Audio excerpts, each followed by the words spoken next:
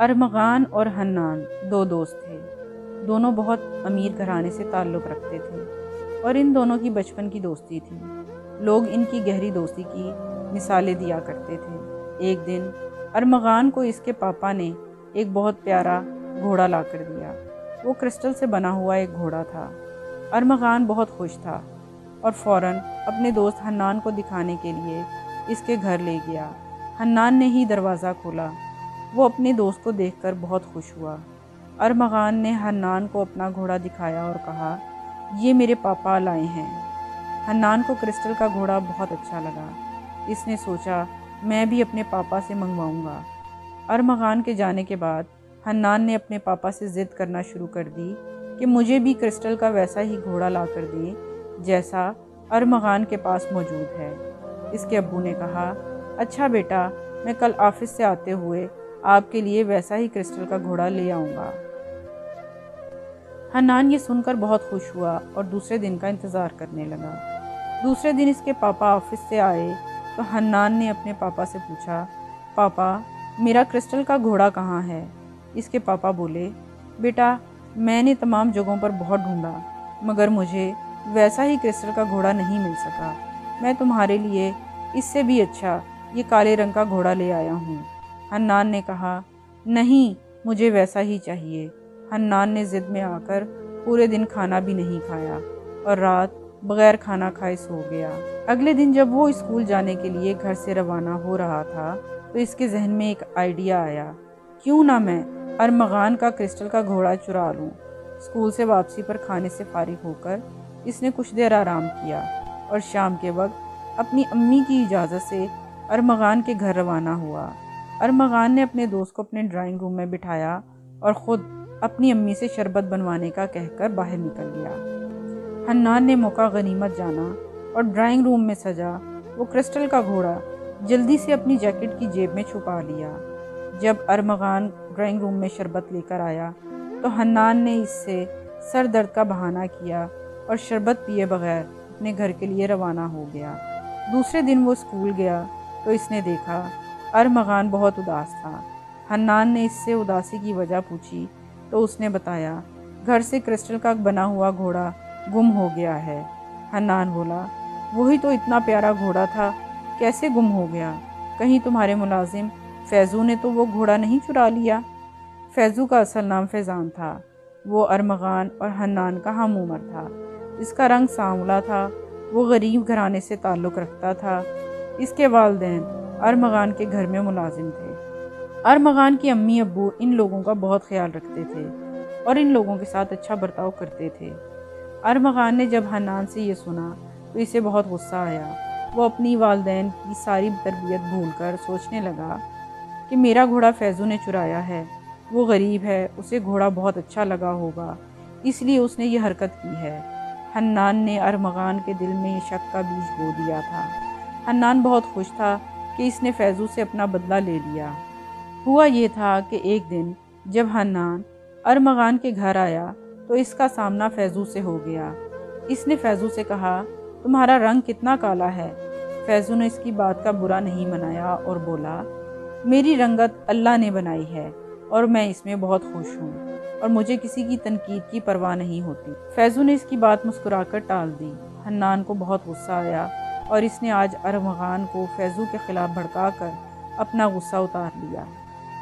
اسے یہ بات بہت ناگوار گزری کہ فیضو نے اس کے کہنے کا کوئی اثر نہیں دیا تھا۔ اسے یوں لگا جیسے فیضو کی نظر میں اس کی رائے یا تبصرے کی کوئی اہمیت نہیں تھی۔ ارمغان جب گھر آیا تو اس نے رو رو کر پورا گھر اپنے سر پر اٹھا لیا۔ اس کی امی نے رونے کی وجہ پوچھی تو اس نے کہا، فیضو کے بچے نے میرے کرسٹل کا گھوڑا چرا لیا ہے، وہ غریب ہے، اس نے موقع ملتے ہی میرا گھوڑا چرا لیا۔ ارمغان کی امی نے اسے بہت سمجھایا مگر وہ نہ مانا۔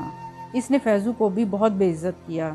فیضو کی آنکھوں میں آنسو آ گئے اور وہ روتا ہوا اپنے گھر روانہ ہو گیا۔ شام کے وقت جب ارمغان کے ابو آفس سے آئے تو اس کی امی نے انہیں ساری بات بتا دی۔ ابو نے اسے بہت سمجھایا، بیٹا پیسہ تو آنی جانی چیز ہے، میں تمہیں کرسٹل کا گھوڑا دوبارہ لا دوں گا، مگر تم اس غریب بچے پر الزام نہ لگاؤ، تم ہی گھر میں کہیں رکھ کر بھول گئے ہوگے۔ مگر وہ نہ مانا۔ اب جب بھی اسے موقع ملتا وہ فیضو کو ذلیل کرتا اور ذرا ذرا سی بات پر اسے جھڑک دیتا اور بعض اوقات تو تھپڑ مارنے سے بھی گریز نہ کرتا۔ حنان کو جب یہ سب کچھ پتہ چلتا تو وہ بہت خوش ہوتا۔ ایک دن ارمغان اسکول گیا تو اسے پتہ چلا آج حنان اسکول نہیں آیا۔ اس نے 2 ہفتے کے لیے چھٹی کی درخواست دی ہے۔ وہ پورا دن اپنی سیٹ پر اکیلا بیٹھا رہا۔ آج اس کا پڑھائی میں دل بھی نہیں لگ رہا تھا۔ اسکول سے واپسی پر گھر آ کر اس نے حنان کے گھر فون کیا تو اس کے ملازم نے فون ریسیو کیا اور اسے بتایا کہ بڑے صاحب کا ایکسیڈنٹ ہو گیا ہے اور سب گھر والے اسپتال میں ہیں۔ ارمغان کو بہت رنج ہوا۔ اس نے سوچا 2-3 دن میں جب حنان اسپتال سے گھر آ جائے تو میں اس کے گھر جاؤں گا۔ ادھر ہسپتال میں حنان کی حالت بہت خراب تھی۔ وہ روئے جا رہا تھا۔ اس کے والد کا بہت زیادہ خون بہہ گیا تھا۔ ڈاکٹروں نے فوراً خون کی بوتلوں کا بندوبست کرنے کے لیے کہا۔ خون کی بوتلوں کا انتظام نہیں ہو سکا تھا۔ اس کی امی بے ہوش ہو گئی تھی۔ سب خاندان والے پریشان تھے۔ تھوڑی دیر میں حنان کو پتہ چلا کہ خون کا بندوبست ہو گیا ہے۔ اس نے اللہ کا شکر ادا کیا اور اپنی پاپا کی صحت یابی کے لیے دعائیں کرنے لگا۔ کامیاب آپریشن کے بعد پاپا نے آنکھیں کھولی تو ڈاکٹر نے گھر والوں سے ملنے کی اجازت دے دی۔ ڈاکٹروں کی انتھک محنت اور گھر والوں کی تیمارداری کی وجہ سے اس کے والد تیزی سے صحت یاب ہونے لگے اور 1 ہفتے کے بعد ڈاکٹروں نے انہیں گھر جانے کی اجازت دے دی۔ اب اس کے والد چل پھر سکتے تھے۔ انہوں نے گھر والوں کو مختصراً یہ بتایا کہ ایکسیڈنٹ کے بعد ایک آدمی نے انہیں ہسپتال پہنچایا اور خون کا بندوبست بھی اسی نیک انسان نے کیا۔ حنان اسکول سے واپس گھر آیا تو اس نے اپنے گھر میں ایک اجنبی شخص کو دیکھا۔ وہ سمجھا شاید ابو کا کوئی دوست ان سے ملنے کے لیے آیا ہے، مگر جب حنان نے اس شخص کو دیکھا تو حیران رہ گیا اور سوچنے لگا میں نے اس اجنبی کو کہیں دیکھا ہے۔ پھر اسے خیال آیا کہ اس اجنبی شخص کو اس نے ارمغان کے گھر میں دیکھا تھا۔ وہ ارمغان کے گھر میں ملازم تھے اور فیضو کے والد تھے۔ اس شخص کے جانے کے بعد حنان اپنے ابو کے پاس آیا اور بولا ابو آپ نے اس معمولی سے آدمی کو اپنے گھر میں کیوں بلایا تھا؟ اس کے ابو نے کہا اس معمولی سے آدمی کی بات کر رہے ہو؟ حنان کے ابو نے کہا بیٹے جس کو آپ معمولی آدمی کہہ رہے ہیں اسی کی وجہ سے آج میں آپ کے سامنے زندہ سلامت بیٹھا ہوں۔ جب میرا ایکسیڈنٹ ہوا تھا تو یہی شخص تھا جس نے مجھے ہسپتال پہنچایا تھا۔ اگر یہ مجھے ہسپتال نہ پہنچاتا اور خون کا بندوبست نہ کرتا تو آج میں آپ کے سامنے صحیح سلامت موجود نہ ہوتا۔ حنان پر جب یہ انکشاف ہوا تو وہ سکتے میں آ گیا، پھر پھوٹ پھوٹ کر رونے لگا۔ اس کے رونے سے سارا گھر اکٹھا ہو گیا اور سب پریشان ہو گئے کہ حنان کو کیا ہو گیا ہے، وہ کیوں رو رہا ہے۔ حنان کے ابو نے اسے پیار کیا اور اپنے سینے سے لگایا۔ وہ خود پریشان تھے کہ اچانک یہ حنان کو کیا ہو گیا ہے۔ جب حنان نے اپنے ابو کا شفقت بھرا رویہ دیکھا تو وہ ہچکیوں کے درمیان بولا پاپا میں نے ارمغان کا کرسٹل کا گھوڑا چرایا تھا اور اس کا الزام میں نے فیضو پر لگا دیا۔ ارمغان کو نہیں معلوم کرسٹل کا گھوڑا میرے پاس ہے۔ ابو جب بھی میں ارمغان کے گھر جاتا تھا تو ارمغان کسی نہ کسی بات پر فیضو کو ذلیل کرتا رہتا تھا اور میں بہت خوش ہوتا تھا۔ اب میں نے سوچا ہے کہ فیضو سے جا کے معافی مانگوں گا اور ارمغان کو اس کا کرسٹل کا گھوڑا واپس کر دوں گا۔ اس کی امی نے کہا اچھا چلو اب چپ ہو جاؤ، آج شام کو ہم سب ارمغان کے گھر چلیں گے۔ شام کے وقت حنان اپنے والدین کے ساتھ ارمغان کے گھر پہنچا اور اس نے ارمغان کو سچ سچ ساری بات بتا دی۔ ارمغان نے اسے معاف کر دیا اور پھر وہ دونوں فیضو کے گھر گئے اور اس سے معافی مانگی۔